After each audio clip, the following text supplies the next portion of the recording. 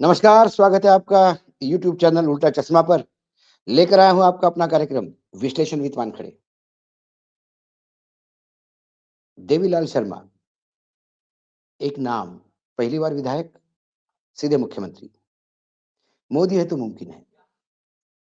तीनों राज्यों के मुख्यमंत्री जिस हिसाब से चुने गए, उस हिसाब से एक बात तो तय हुई कि भाजपा, खासकर दिल्ली का केंद्रीय नेतृत्व, अपने समकक्ष किसी भी नेता को अब सामने नहीं आने देगा।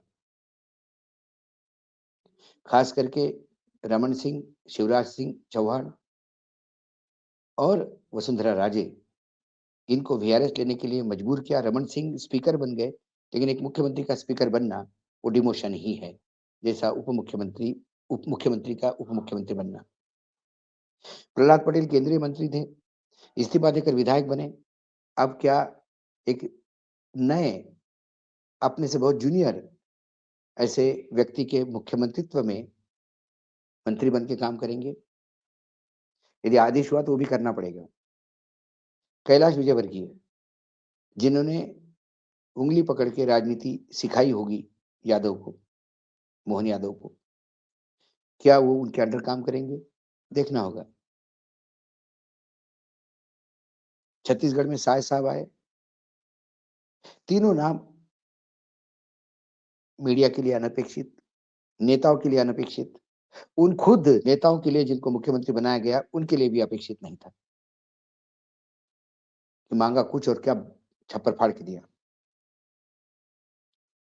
लेकिन इससे एक बात तय हो गई, जब-जब जाति जनगणना की बात होती है और नरेंद्र मोदी जी ये कहते हैं कि जातीय जनगणना और जाति-पाति की बात करके हिंदू धर्म को बाँटने की, हिंदुओं को बाँटने की प्रयास विपक्ष करता है।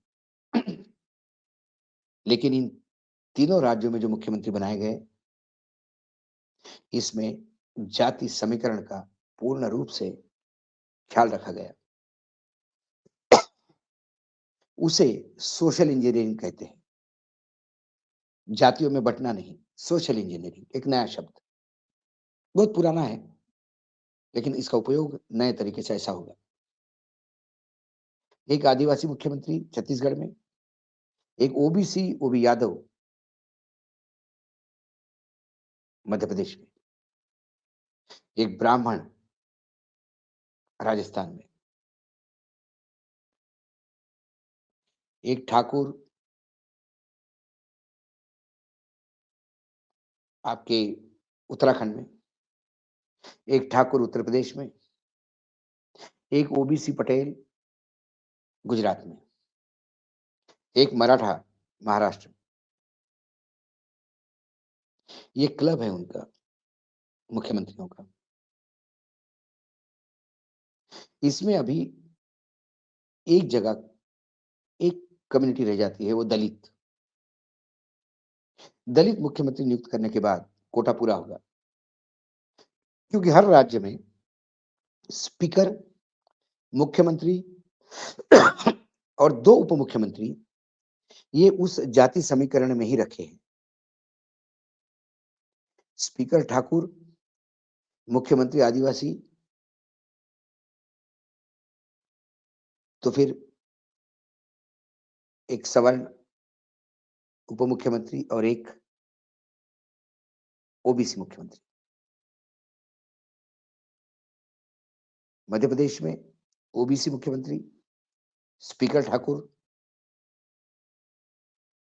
एक उप मुख्यमंत्री ब्राह्मण शुक्ला, तो दूसरा दलित। राजस्थान, मुख्यमंत्री ब्राह्मण,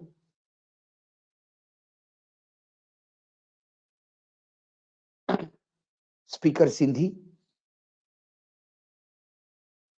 एक उप मुख्यमंत्री स्त्री और राजपूत, और एक उप मुख्यमंत्री दलित। ये तमाम बातें इस बात का इंडिकेट करती हैं कि भले ही कोई राजनीतिक दल ये कहे कि वो जाति-पाति पे विश्वास नहीं रखता, लेकिन चुनाव में जाति-पाति काम करती है और जाति-पातियों से छुटकारा नहीं है।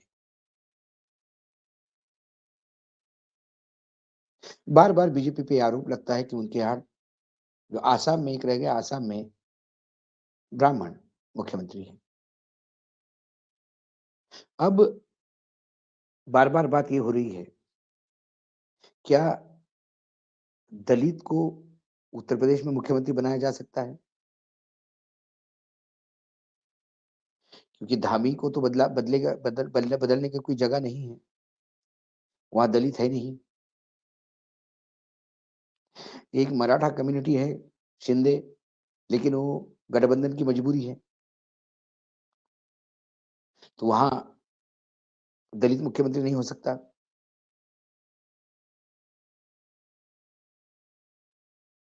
बचता है उत्तर प्रदेश। उत्तर प्रदेश में जो पिछले कुछ दिनों के जो घटनाक्रम हो रहे हैं, खासकर मौर्य साहब जो उप मुख्यमंत्री हैं, केशव मौर्य जी, वो जिस हिसाब से बगावती मूड में लखनऊ में हैं और लखनऊ में जब वो बगावत करते हैं, तो उन्हें अनुशासन का डंडा दिल्ली से मिलना चाहिए। लेकिन दिल्ली में जब उनका मुस्कुराते हुए स्वागत किया जाता है, प्रधानमंत्री भी उनको समय देते हैं, गृह मंत्री भी उनको समय देते हैं और उनके साथ लंबी चर्चाएँ होती हैं। तो क्या इसके इंडिकेशन, मैं ये नहीं कह रहा हूँ कि मौर्य साहब ही होंगे। हो सकता है कि मौर्य साहब इसी में खुश होंगे कि योगी जी गए। कुल मिलाकर इन 3 राज्यों के मुख्यमंत्री जिस हिसाब से बने, उस हिसाब से ये बात तय है कि अब 3 राज्यों में भारी बहुमत आने के बाद नरेंद्र मोदी और अमित शाह का आत्मविश्वास उच्चतम स्तर पे स्थापित हो चुका है। मोदी है तो मुमकिन है, ये अब जो टैगलाइन है उन्होंने अपने पे चस्पा कर ली है। और इसी कड़ी में कल उत्तर प्रदेश में नेतृत्व परिवर्तन हो तो आश्चर्य नहीं होना चाहिए। नहीं भी हो सकता है, लेकिन हो गया तो आश्चर्य नहीं होना चाहिए। क्योंकि उत्तर प्रदेश ही एक राज्य है जो उनके यहाँ रबर स्टैंप बन के तैयार नहीं है।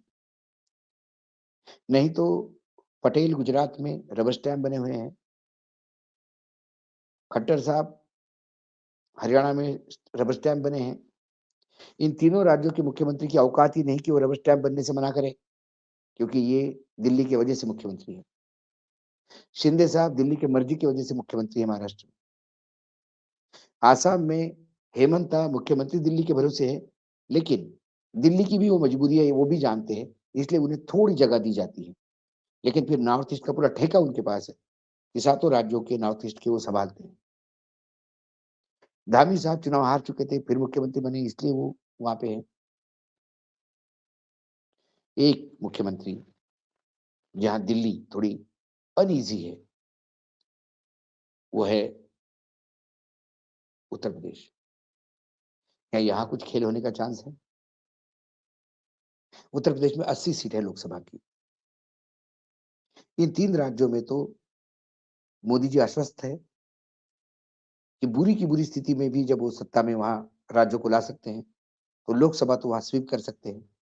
पिछली बार भी लोकसभा की सारी सीटें करीब-करीब इन तीनों राज्यों में बीजेपी के साथ थी। तो इस बार भी सारी आ गई तो बीजेपी को कोई फ़ायदा होने वाला नहीं है। जैसे टैली थी वैसी रहेगी। उत्तर प्रदेश में 72 से 63 पे आई थी। अब उन्हें वापस 72 या 80 पे आना है। क्या योगी जी वो सारी चीज़ करेंगे जो दिल्ली से आदेश आएँगे?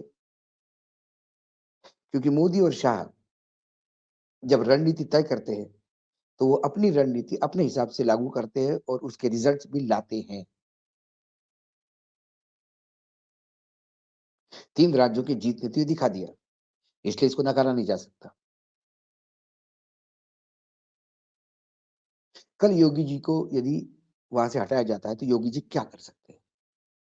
कितने विधायक योगी जी के साथ हैं? योगी जी क्या येदियुरप्पा जैसा वोट बैंक लेके चलते हैं कि येदियुरप्पा को नाराज़ किया तो पूरा एक बहुत बड़ा तबका बीजेपी के खिलाफ वोट दे गया और कांग्रेस को सत्ता में ले आया कर्नाटक में। कुछ हद तक वो वोट बैंक महिलाओं का शिवराज जी के पास भी है मध्य प्रदेश में। कुछ हद तक वो वोट बैंक महारानी के पास है राजस्थान में। योगी जी के लिए पास क्या है?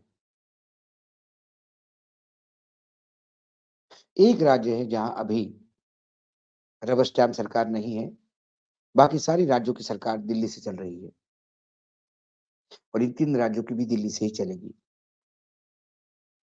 क्या दिल्ली फिर एक बार अपना हाथ यूपी पे आज़माएगी? ये तो समय बताएगा।